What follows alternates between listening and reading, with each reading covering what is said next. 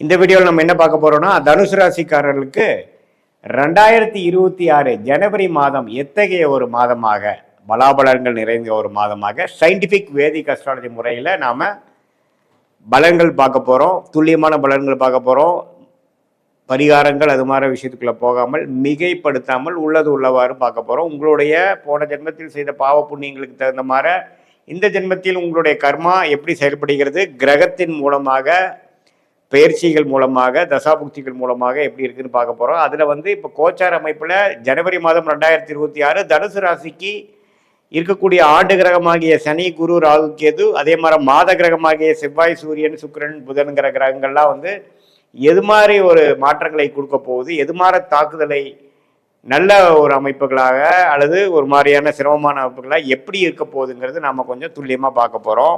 இப்ப பாருங்க, ஜனவரி மாதம் பிறக்கும் பொழுதே தனுசு ராசிக்காரர்களுக்கு சனி 4ஆம் இடத்துல இருக்கிறார், குரு 7ஆம் இடத்திலிருந்து ராசியை பார்க்கிறார், ராகு 3ஆம் இடத்திலிருந்து குரு பார்வை பெறுகிறார், கேது 9ஆம் இடத்தில் இருக்கிறார். அதே மாதிரி ராசி அதிபதி ஆகிய குரு ராசியை பார்த்தாலும் ராஜோகாதிபதி என்று சொல்லப்படுகிற செவ்வாய் ராசிக்குள்ளேயே இருந்து குருவின் பார்வை பெறுகிறார். ஸோ 2 ராஜோகாதிபதி, அதாவது குருவும் செவ்வாயும் பார்த்துக்கிறது ரொம்ப நல்ல விஷயம். அதே சமயத்துல புதன், சுக்கிரன், சூரியன் எல்லாமே, சூரியனும் ராசிக்குள்ள, குருவின் பார்வை ராசிக்குள்ள, ராஜோகாதிபதி செவ்வாய் ராசிக்குள்ள, இதெல்லாம் இருக்கிறது ரொம்ப விசேஷம்.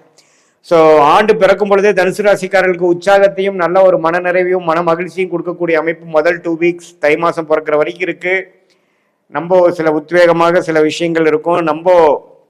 நீங்க என்ன பிளான் பண்ணீங்களோ அதெல்லாம் கடகடன்னு நடக்கிற அமைப்புகள், வேலைக்கு நினைக்கிறவங்களுக்கு நல்ல வேலை மாற்றங்கள், நம்ம இந்த நியூ இயர்ல சில பிளான் பண்ணியிருப்பீங்க, அது மாதிரி சில விஷயங்கள், கட்டிடம், இடம், வீடு, வண்டி, வாகன விஷயத்துல நல்ல அமைப்புகள், தொழில் விஷயங்கள், வேலை விஷயத்துல நல்ல மாற்றங்கள், திருமண விஷயங்கள், குழந்தைகள் விஷயங்கள் எல்லாத்திலையுமே ஓரளவுக்கு அனுகூலமான ஒரு அமைப்பை கொடுக்கக்கூடியது இந்த மாதத்தின் முதல் 2 வீக்ஸ் என்று சொல்லப்படுகிற ஃபர்ஸ்ட் ஹாஃப்ல தனுசு ராசிக்காரர்களுக்கு இருக்கு.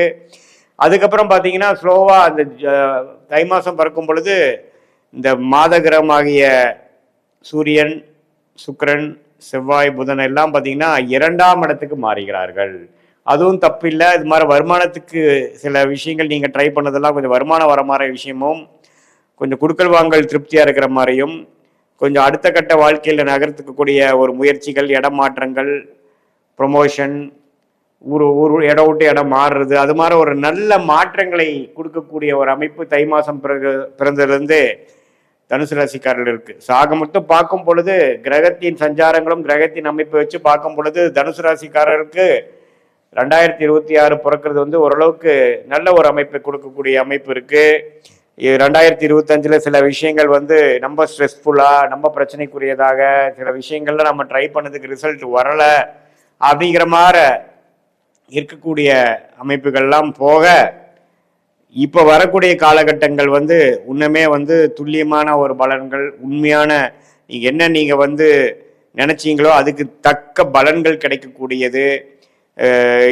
டிலே எல்லாம் இருக்கிற விஷயங்கள்லாம் கொஞ்சம் டிலே எல்லாம் குறைஞ்சு நம்ம என்ன நினைக்கிறோமோ அது உடனே நடக்கக்கூடிய அமைப்புகள்லாம் இந்த மாசம் கொஞ்சம் மேஜிக் மாதிரி நடக்கக்கூடிய அமைப்புகள் இருக்கு. ஏன்னா 2 ராஜோகாதிபதி ராசிக்குள்ளேயே இருந்து குருவின் பார்வை பெறுவது ஒரு நம்பர் ரேரான ஒரு அமைப்பு.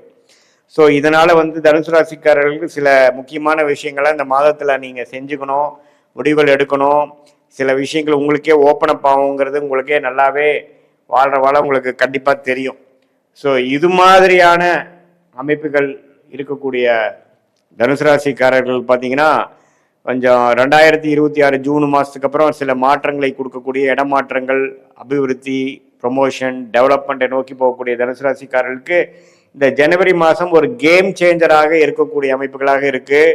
இதை நாம பொதுவான ஒரு பலன்களை தவிர உங்களுடைய பிறந்த தேதி, பிறந்த நேரம், பிறந்த ஊர் வைத்து வரக்கூடிய உங்களுடைய ஜென்ம ஜாதகத்துல நீங்க எந்த லக்னத்துல பிறந்தீங்க, இப்போ தனுசு ராசியில பிறந்திருந்தீங்கன்னா பூராட நட்சத்திரமா, உத்திராட நட்சத்திரமா, மூல நட்சத்திரத்தை பிறந்தீங்களா, மூல நட்சத்திரமா இருந்தா உங்களுடைய முதல் திசை கேது, பூராட நட்சத்திரமா இருந்தா உங்களுடைய முதல் திசை சுக்கிரன், உத்திராட நட்சத்திரமா இருந்தா உங்களுடைய பிறக்கும் பொழுது முதல் திசை சூரிய திசை. அப்படிங்கிற மாதிரி பெல்ட்ல இப்ப போயிட்டு இருக்கிற வயசுல, இப்போ உங்களுடைய கரண்ட் பீரியட்ல என்ன தசை போயிட்டு இருக்கு, என்ன புக்தி போயிட்டு இருக்குது, அது கோச்சாரத்துல எது மாதிரி ஒரு அமைப்பை நோக்கி போயிட்டு இருக்குதுங்கிறதெல்லாம் நம்ம பார்க்கும் பொழுது துல்லியமான பலன்கள், அதாவது கோச்சாரத்தையும் சேர்த்து உங்களுடைய தசாபுக்தியிலையும் சேர்த்து வரும் பொழுது அடுத்த வரக்கூடிய காலகட்டங்கள் ஷார்ட் டேர்ம், ஃபார் எக்ஸாம்பிள் ஒரு 3 to 5 மாதம் எப்படி இருக்கு, அதுக்கப்புறம் வரக்கூடிய 1 year 2 year எப்படி எது மாதிரி விஷயங்கள் காமிக்குது, லாங் டேர்ம் நம்மளோட ஃபியூச்சர் எப்படி இருக்கு, எதை நோக்கி நம்ம போறோம், பெஸ்ட் நமக்கு முடிஞ்சிருச்சா, உண்மையில தான் பெஸ்ட் வரப்போகுதா,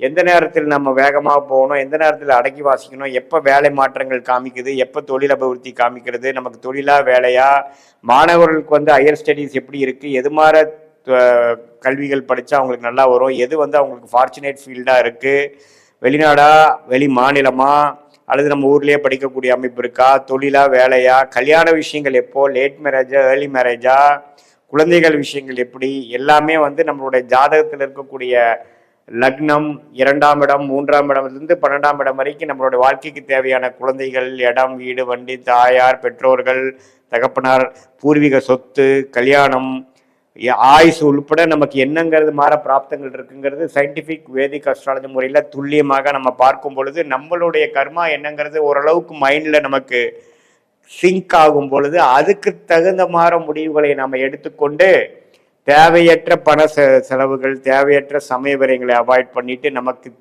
நம்ம வாழ்க்கைக்கு எது நமக்கு சம்மந்தம் இல்லையோ, எது நமக்கு பிராப்தம் இல்லையோ அது மாதிரி விஷயங்களில் போய் செஞ்சு ரொம்ப கஷ்டப்பட்டு சமய விரயங்களாகி அதுக்கப்புறம் பண விரயங்களை செய்து அதுக்கப்புறம் காலகட்டங்களை இழந்து அதுக்கப்புறம் மீண்டு நமக்கு சரியான பாதைகளுக்கு வரும்பொழுது வாழ்க்கையை பாருங்க, நம்ம ஒரு 1000 வருஷம் வாழ்றது இல்லை, நம்ம வாழ்றது ஒரு 70 80 85 வருஷம் வாழ்வோம்.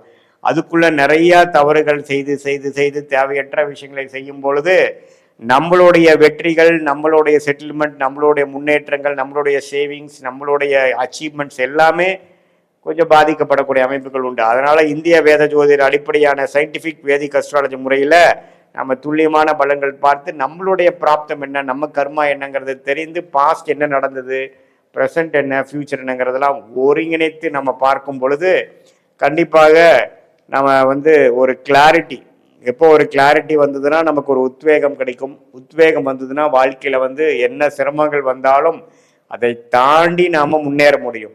ஸோ வாழ்க்கையில் ஒரு முன்னேற்றத்தை நோக்கி போகக்கூடிய அமைப்புக்கு வந்து நம்மளுடைய இந்திய வேத ஜோதிட அடிப்படையிலான மூட நம்பிக்கைக்குள்ளே போகாமல் மிகைப்படுத்தாமல் துல்லியமாக பார்க்கக்கூடிய முறையான சயின்டிஃபிக் வேதிக் அஸ்ட்ராலஜி முறையில் நம்மளுடைய லக்னம் என்ன, நம்மளுடைய தசாபுக்திகள் என்ன, நம்மளோட ராசி என்ன, இதெல்லாம் சேர்த்து வச்சு ஒரு கிரகம் இருக்கக்கூடிய அமைப்பு திக்பலமாக இருக்கா, ஸ்தானபலம் இருக்கா, திருக்பலம் இருக்கா, எந்த மாதிரி அமைப்பில் இருந்தால் எது மாதிரி விஷயங்கள் காட்டுங்கிறதெல்லாம் தெரிந்து அதுக்கு தகுந்த வாழ்க்கை திட்டங்களை தீட்டி தேவையற்ற விரயங்களை தவிர்த்து தகுந்த நடவடிக்கை எடுக்கும் பொழுது வாழ்க்கையில் எளிதில் வெற்றி பெற முடியும் என்று சொல்ல விரும்புகிறேன். மீண்டும் மற்றொரு காணொளியில் சந்திப்போம். நன்றி, வணக்கம்.